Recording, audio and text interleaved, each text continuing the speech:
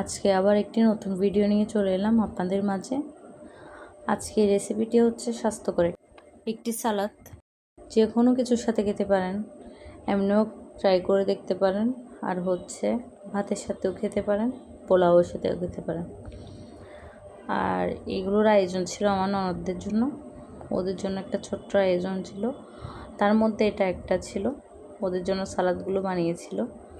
তো আমি তো প্রথমে মনে করছি সালাদগুলো টেস্ট হবে না, যদিও বিট সবার পছন্দ না, অনেকের অন্যরকম একটা গন্ধ লাগে, সে কারণে। যাই হোক, ওদের অনেক পছন্দ হয়েছে, আর আমি নিজেও খেয়েছিলাম, আমারও অনেক ভালো লেগেছে। তো প্রথমে হচ্ছে আপনার পেঁয়াজগুলো ভালো করে কেটে নেবেন। কাটার পরে হচ্ছে আপনার গাজর, শসা, বিট আর হচ্ছে ক্যাপসিকাম, টমেটো এগুলো কেটে নেবেন। এর মধ্যে আপনারা যে কোনো ফল ইউজ করতে পারেন, যেমন আঙ্গুর বা হচ্ছে আপেল। আমাদের কিন্তু তখন আঙ্গুর বা আপেল কোনো কিছু ছিল না, তখন ছিল স্ট্রবেরি। তো স্ট্রবেরি দিয়েছিলাম।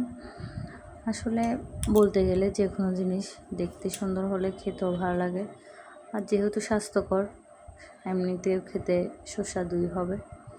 তো তারপর হচ্ছে স্ট্রবেরিটা কেটে নিল।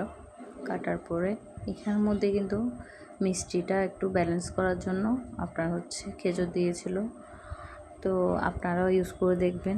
এটা মনে করবেন না যে এটা মিষ্টি হয়ে যাবে, খেজুর দিলে আসলে কোনো মিষ্টি হবে না। তারপর হচ্ছে লেবু কেটে নিয়েছে, লেবু দেওয়ার পর লেবুর রসগুলো হচ্ছে আর সালাতে সবগুলো একসাথে মিক্স করে লেবুর রসটা দিয়ে দিবে। তারপর যখন পরিবেশন করব তখন লবণটা ইউজ করব, আগে দিলে কিন্তু পানি ছেড়ে দিব শসা থেকে, সে কারণে পরে দিব। আপনারাও কিন্তু পরে দেওয়ার ট্রাই করবেন। আর এই ছিল আমাদের ভিডিও। নমস্কার সবাই।